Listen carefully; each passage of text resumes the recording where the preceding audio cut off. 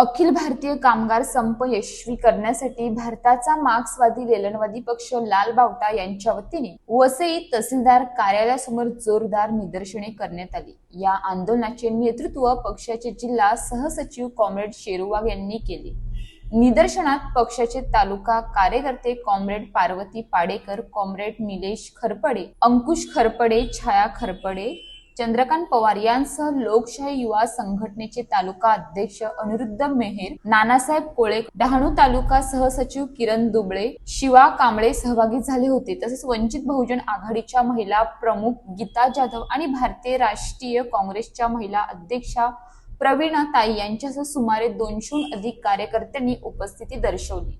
आंदोलनादरम्यान केंद्र व राज्य सरकारच्या धोरणाविरोधात जोरदार घोषणाबाजी करण्यात आली। आदिवासी पारंपरिक गाण्याच्या माध्यमातून सरकारवर टीका करण्यात आली। कामगारांवर अन्याय झाल्यास देशभर लाल बावट्याचा उद्रेक होईल असा इशाराही आंदोलनकर्त्यांनी दिला।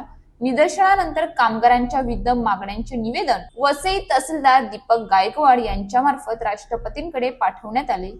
या आंदोलनामुळे वसई परिसरात काही काळ तणावाचे वातावरण निर्माण झाले होते।